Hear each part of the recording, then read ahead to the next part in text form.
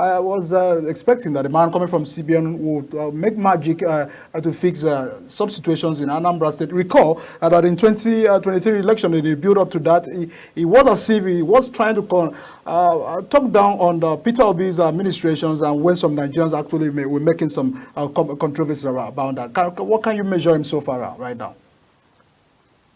Yes, I think I was called Professor Charles Soludo's administration 30 over 100.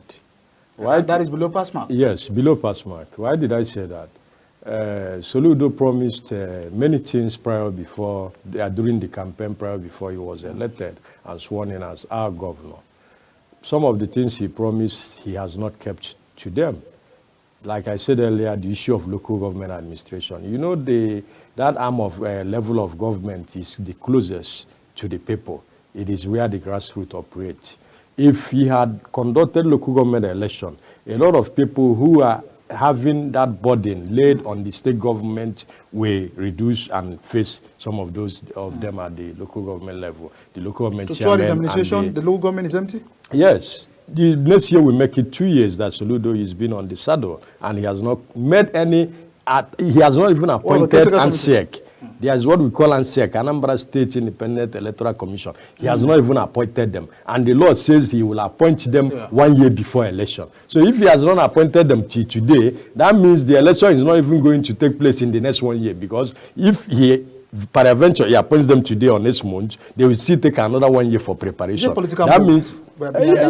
yes, we know it's a political move. Why did I say so? He's appointing caretaker committee members that he's controlling, not just administratively, financially, because all the federal allocations meant for all the 21 local government areas of Anambra State is being managed by the governor himself. He only gives a kind of peanut to the caretaker committee chairman, who he appoints at his whims and caprices and use them the way he likes. So that is why I say it's political, because that money, that bulk amount of money that is meant for local government, he's the one managing it, using it the way he likes. And at the same time, those of them at the local government level are not feeling the impulse of his government.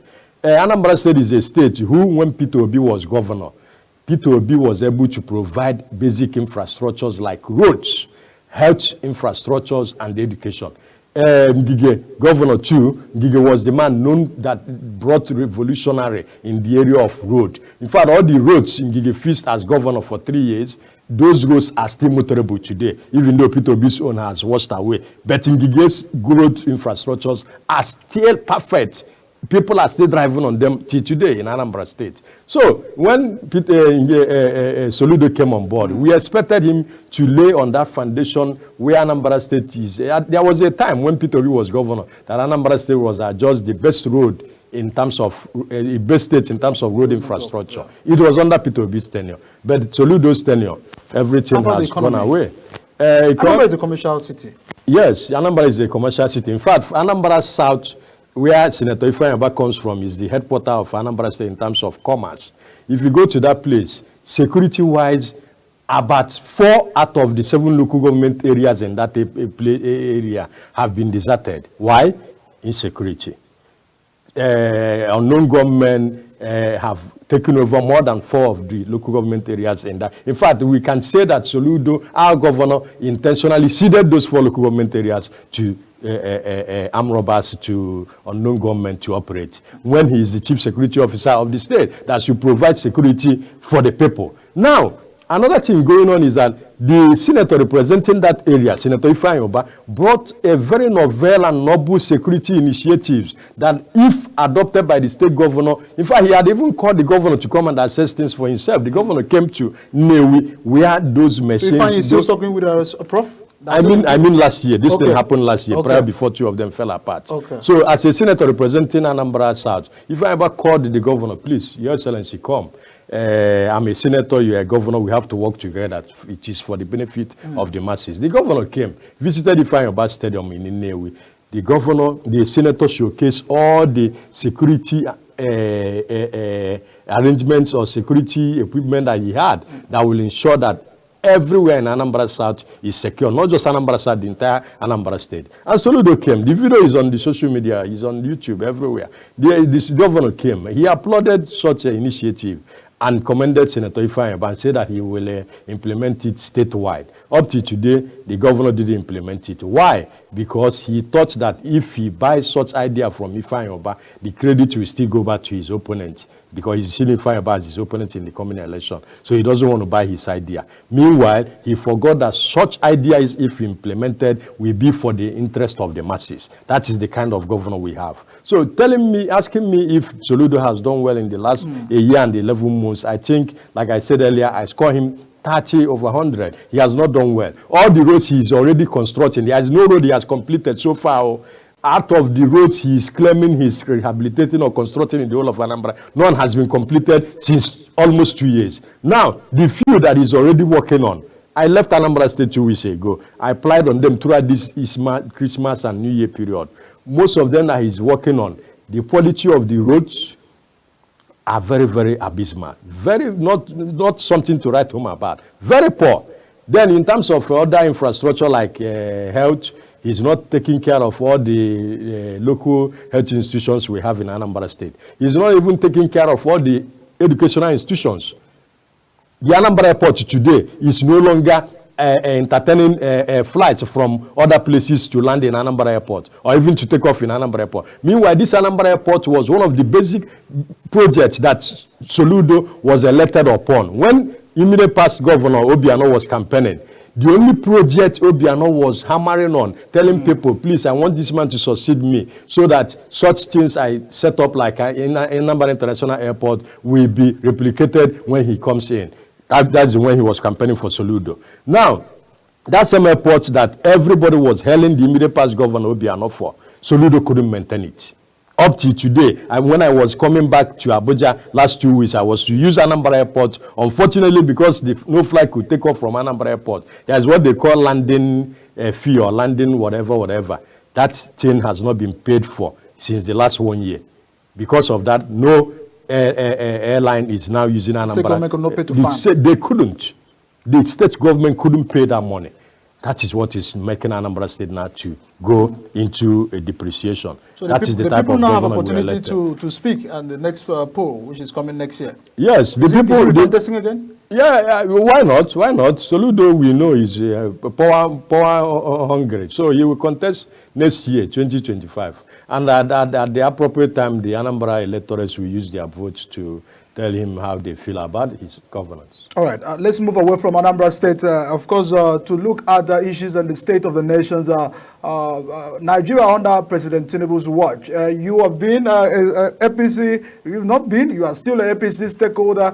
You supported, you are one of those that brought Tinubu to Nigerians. You went to, of course, you're in the presidential campaign council. You went all of the states campaigning for Bola Ahmed Tinubu. That's renewed hope who means well to Nigeria. But currently, it seems is meeting with a lot of crises, food insecurity, insecurity in the state, and all of this. Are you still standing on the mandate? Michael, what do you expect me to say?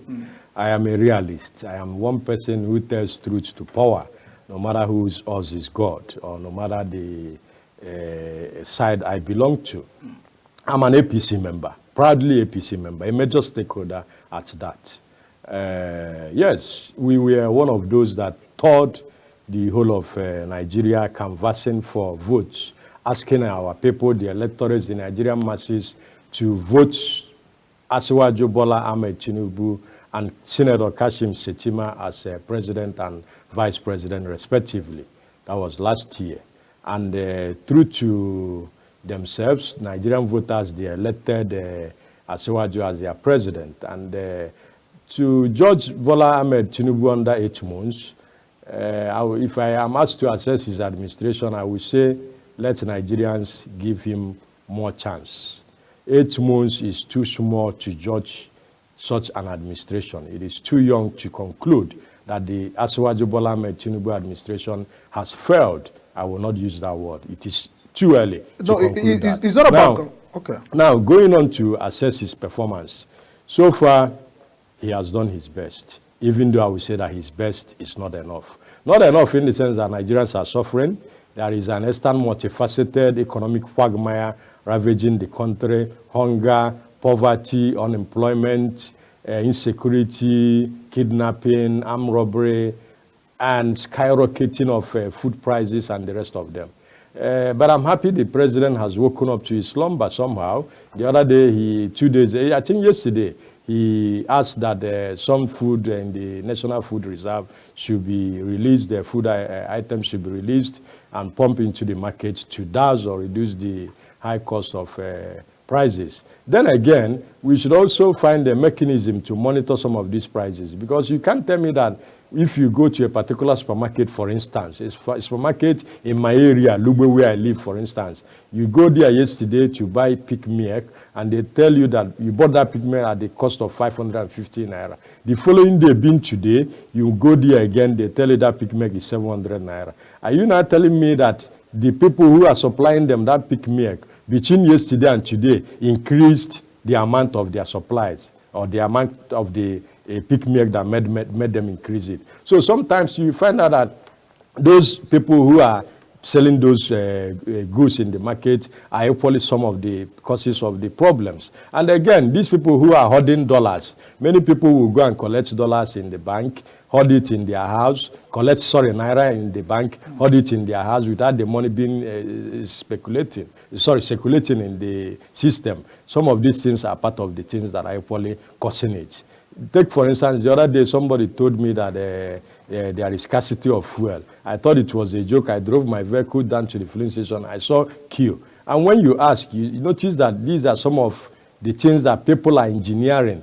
Fake queue, that people will just hoard petroleum products so that there will be fake scarcity in the system. So what I'm saying in essence is that why blaming the government? We citizens, whether you are a marketer, whether you're a businessman, woman, public servant, you should also sit up on your own little enclave or area, so that together we all can build a society of our dream. But conclusively, I think the Aswaji administration, where I belong to, the APC government, where I belong to, need to sit up. The president needs to sit up.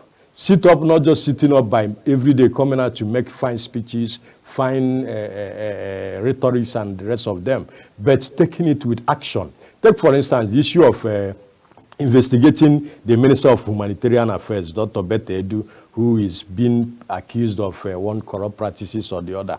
It shouldn't take 10 months to investigate that matter and sanctions portion appropriately, whether to sack her or to know what actually happened and sack or sanction all those involved. It shouldn't take months to do that. This thing shouldn't take more than 1 week to do, but it is taking more than a month now. So what I'm saying in essence is that let this administration which we voted not become another Baba go slow. I will not be part of it. I will still come to the studio to tell Mr. President you are not doing well. For now, I will not say he's not doing well. So far, he should sit up.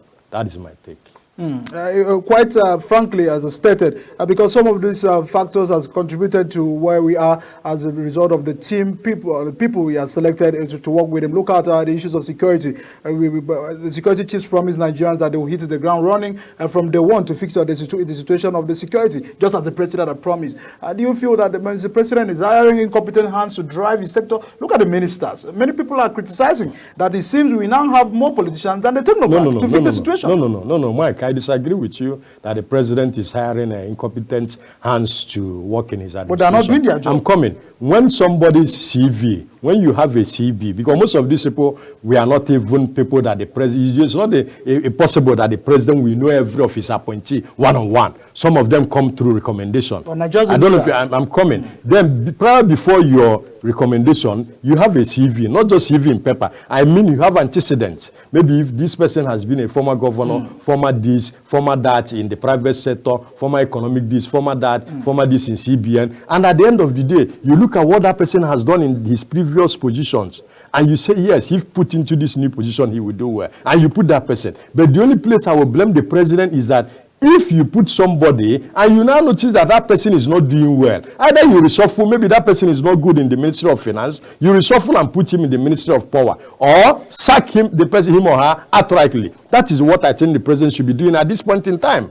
He said it that anybody who doesn't perform will be sacked. It is getting to 9 months, or is it 10 months of his administration? Okay, 9 months. So he should start using his power of firing and hiring He shouldn't waste time to do that. Take, for instance, the issue of security chiefs. I think by now he should have either sacked half of them or even all of them together and put another people and give them a mandate. Marching order that if by 5 months coming the insecurity in Nigeria is not reduced to the barest minimum, all of you will be sacked. Because have given him 14 days. Court has given him 7 days. Yes. These are actions. Forget the issue of NLC. Some of these people are being politically motivated. I don't want to go into of NLC matter. Keep that one aside, please. I don't want to. Are they not protecting the interests of Nigeria? The NLC of today is questionable. Is of questionable character. I wouldn't want to discuss that one. So what I'm saying is that the president should, as a matter of urgency, use the hammer of firing and hiring. Anybody that doesn't, especially the issue of all these service chiefs, he should by now, like I said earlier on, sack any of them or even all of them who have not performed. I think by so doing, the new people that will come in will know that they have 5 months or 3 months target of performing. You know, if I don't perform, I will be sacked. Thereby, they will sit up. Then, outside those people who are not performing, we have equally some ministers who are doing well. Look at Minister of Interior, Dr. Tunji Ojo. Look at the innovation he has brought in the Nigerian Immigration Service and the other agencies under his ministry. Prior before now, you don't get your international passport within 5 months or 3 months. You waste months in, sometimes you will go, they will tell you that they don't have paper to print ordinary international passport. But today, at the comfort of your house, you can use your phone or your system, apply for Nigeria's international passport. Within 24 hours, they give you invitations for your photo capturing. You come, within 3 or 4 days, you are with your international passport. That is innovation. Novel innovation brought in by the Minister of Interior. So I can count 1 or 2 of the ministers who are doing well. But those people who are not doing well should be sanctioned or sacked. That is my take. All right. Hunger is a major issue in the land currently. In Niger State, a few days ago, we saw the protests, people leading protests. And in Kano State, the governor has also said the same thing.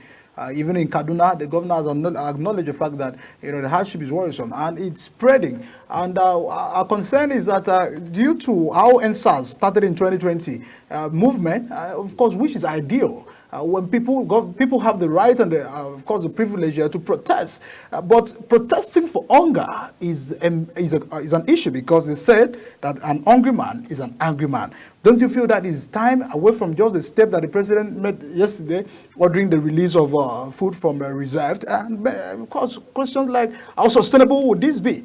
The issues must be fixed. People must eat. Is it not worrisome to you? It is worrisome. Like I said earlier, that Nigerians are suffering. The hunger in the land is becoming multifactorially midwide. What do you have to tell Nigerians in a time like this? I plead with Nigerians to exercise more patience on the Asiwaju administration, while at the same time calling on leaders across board. I said this on my social media handle yesterday, that leaders across board, not just the president, the National Assembly members, senators, rep members, state assembly members, governors, local government chairmen, councillors, everybody should sit up. Let the blame not only go to the president or the presidency. Mind you again that these problems didn't start today. Some of the things we are witnessing today are offshoot of some of the accumulated economic woes. Is it under 8 years of Buhari administration? Not just Buhari, even PDP, you can include. People are saying PDP was better. I'm coming. Yes, you can even say that dollar during PDP was better. That is not the issue. These are accumulated problems that are now. Remember that Tinubu administration came on board, and from day one, Tinubu said that it is not going to be bed of roses. He said it from day one. And that was why on his first day in office, he removed subsidy.